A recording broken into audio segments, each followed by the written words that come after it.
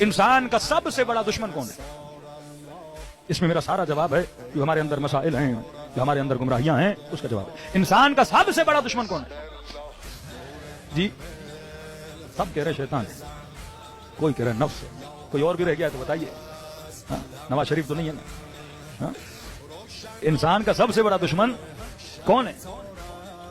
सबसे बड़ा दुश्मन देखिए अक्सरियत को नहीं पता, इसे कहते हैं दुश्मन शिनासी। इंसान का सबसे बड़ा दुश्मन इंसान की जहालत है। शैतान इब्राहिम को गुमराह नहीं कर पा रहा, क्यों? शैतान हबीब को गुमराह नहीं कर पा रहा, क्यों? शैतान मुस्लिम इब्न औसजा को गुमराह नहीं कर पा रहा, क्यों? शैतान अकबर को गुमराह नहीं कर पा रहा, क्यों? वो कौन सी चीज है जो जुर्रत भी नहीं हो रही कि इन शख्सियात के आगे बढ़े? क्योंकि उसे पता है कहूंगा ये नहीं सुनेंगे। क्यों नहीं सुनेंगे? क्योंकि ये जाहिल नहीं है। शैतान तभी गुमराह करता है जब इंसान क्या हो? जाहिल हो। अब एक मिसाल और एक वाकया, सच्चा वाकया है। मसलन आप सबको पता है मौला हुसैन की कब्र कहां है? कहां है? करबला।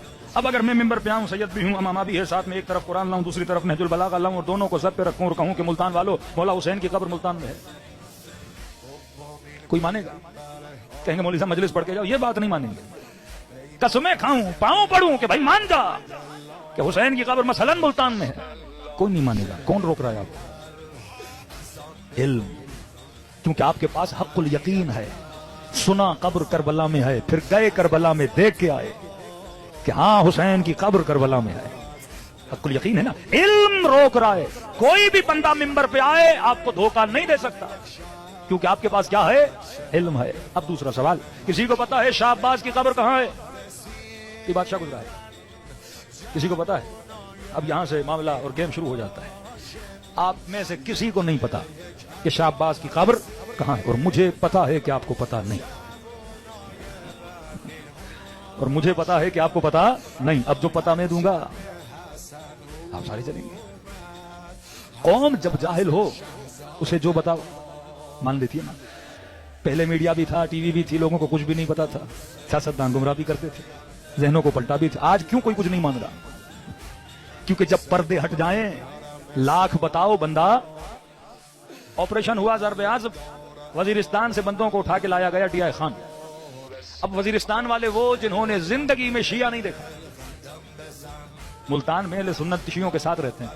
कोई मुफ्ती मौलवी बोल देगा शिया ऐसे वैसे होते, कहेगा जनाब हमने देखा हुआ है, ऐसे नहीं है, हम इनकी मजलिसों में जाते हैं, आप झूठ बोल रहे हो, क्योंकि उसने देखा हुआ है, ऑफिस में आपके साथ है, मोहल्ले में आपके साथ है, बिरादरी में आपके साथ है, वो नहीं मानेगा। लेकिन वजीरिस्तान वाले की मिसाल ऐसे है जैसे अहले शाम। शाम वालों ने न नबी देखा न अली देखा। शामी रसूल के बाद मुसलमान बने। शुरू से उनके ऊपर जो हाकिम थे वो बनु उमैया थे। यजीद का चचा था, माविया का चचा था, फिर माविया बना, फिर माविया का बेटा बना। उन्होंने जिंदगी में न मदीने वाला देखा, न रसूल देखा, न अली देखा। तभी शामियों ने जब सुना कि अमीरुल मोमिनीन मस्जिद में शहीद हुए तो ताज्जुब से कहने लगे कि अली भी नमाज पढ़ते थे। वो बिलीव रखते थे कि अली नमाज नहीं पढ़ते। प्रोपेगंडे की ताकत, क्योंकि नहीं देखा उन्होंने। इसी तरह अहले वजीरिस्तान ने या बलोचिस्तान के ऐसे इलाकों में जो मुसलमान रहते हैं, उन्होंने शिया जिंदगी में देखा ही नहीं है। ये डी आई खान के मोमिनीन में किस्सा बता रहा हूं, आपको जोक लगेगा कि मौलाना जब वहां से ट्रांसफर हुए डी आई खान, आशूर का जुलूस निकला, कहा ये सारे बाहर आ गए। कौन है? शिया। जसूस बड़ा था, क्योंकि मुफ्ती ने इतना शियों को सुनाया था, बिल्कुल ऐसे जितना आपने मलकुल मौत का सुना है। डर भी होता है, तजस्सुस भी होता है कि कब आएगा, कैसा होगा। ये परेशान कि शिया कैसे? तो कहते हैं बाहर निकले और बार बार आंखें खोल खोल के देखने लगे और एक दूसरे से पूछने लगे, और डी आई खान के सुन्नियों से पूछने लगे, सच बोल रहे हो ये शिया है? यही शिया है। कहने नहीं ये नहीं है। कभी काले कपड़े, हाथ में अलम, हुसैन हुसैन करते जा रहे हैं, यही शिया हैं। मुफ्ती साहब ने तो कुछ और बोला था। तो क्या बोला था? मुफ्ती ने कहा था शियों को असाब की बद्दुआ है, इनके कान बड़े होते हैं, इनके पीछे दुम होती है, ये मस्ख शुदा वजूद है। का ये तो बिल्कुल हम जैसे दिखते हैं। इस कदर ब्रेन वॉश कर दिया जाए, क्योंकि वो जहन क्या है? जाहिल है। सिफीन में तबलीग अली कर रहे हैं, अली की गर्दन पे तलवारें आ गई, क्योंकि क्या थे? जाहिल थे, अक्ल नहीं थी। एक तरफ हुज्र इब्न उदय है कि अमीर शाम के सिपाही कहें कि हुज्र जला देंगे, का जला दो, मैं अली की गुस्ताखी नहीं करूंगा। कब बेटों को मार देंगे, कब मार दो, मैं अली की गुस्ताखी नहीं करूंगा। कब पत्थर मार के मारेंगे, इरबन इरबा, तुम्हारे तलवारों से वजूद के टुकड़े टुकड़े कर देंगे। जो करना है करो। का हुज्र बड़े इत्मीनान से सुन रहे हो, का जो कह रहे हो वो अली ने पहले बता दिया था। اور پہلے وعدہ ایک طرف یہ بندہ ہے جو نہ خوف کے مارے امیر المومنین کو چھوڑ رہا ہے نہ یہ موت سے گھبرا رہا ہے، اور کہ جب آگے بڑھے تو اس نے کہا بس ایک درخواست ہے کہ مجھے مارنے سے پہلے میرے بیٹوں کو مارو۔ کہا تو کیسا باپ ہے؟ باپ کہتا ہے خدا میں مر جاؤں بیٹوں کا مرنا نہ دکھانا۔ کہ تو کیسا باپ ہے کہ بیٹوں کو مرتا ہوا دیکھنا چاہتا ہے؟ کہ مسئلہ بیٹوں کی محبت کا نہیں، مسئلہ علی کی مودت کا ہے۔ کہ میں سمجھا نہیں کہ کہیں ایسا نہ ہو باپ کو مرتا ہوا دیکھیں علی کو چھوڑ دے، پہلے انہیں جنت میں روانہ کروں۔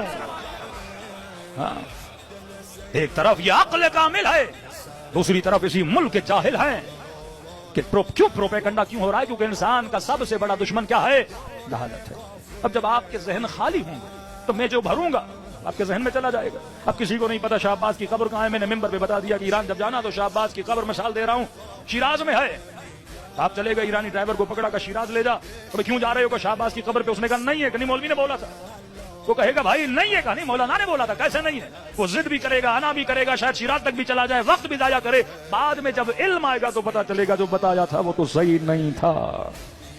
تو فرمایا انسان کا سب سے بڑا دشمن انسان کی جہالت۔ اب ایک سچا واقعہ بھی سنیے، تھوڑا لطیفہ بھی ہے لیکن حقیقت جہاں ہے۔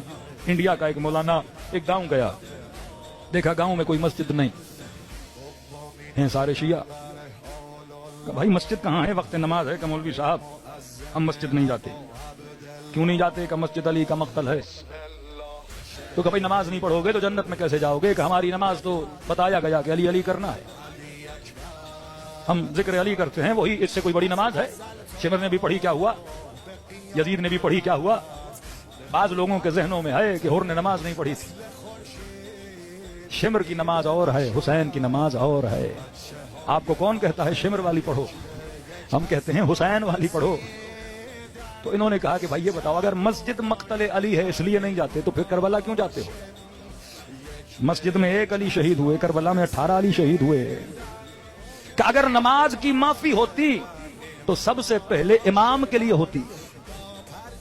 نماز کی معافی نہ نبی کے لیے نہ امام کے لیے، تو امتی کے لیے کیسے ہو سکتی ہے؟ جب سمجھایا باتیں دماغ میں بیٹھی کہ مولوی صاحب پہلے پتا نہیں تھا، اب آپ نے بتایا ہے تو چلے سکھا بھی دیجیے، پڑھا بھی دیجیے۔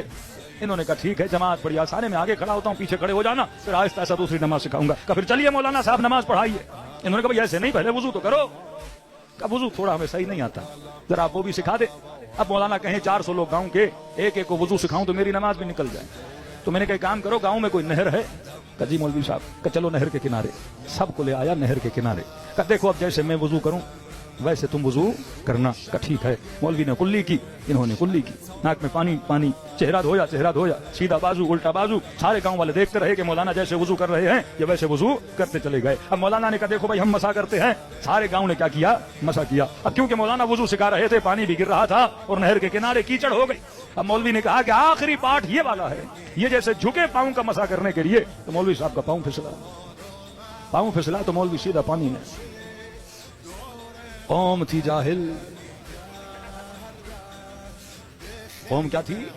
جاہل۔ انہوں نے سمجھا کہ یہ وضو کا آخری پارٹ ہے، اس کے بجائے کہ مولانا کو نکالتے، وہ ڈوب رہا تھا بیچارہ، انہوں نے کہا یہ آخری پارٹ ہے کہ ہم نے پانی میں جانا، کہ 400 کے 400 لوگ پانی کے اندر چلے گئے۔ تو میرے عزیز اب جاہل قوم کے خطیب پھسلتے ہیں تو پوری قوم پھسل جاتی ہے۔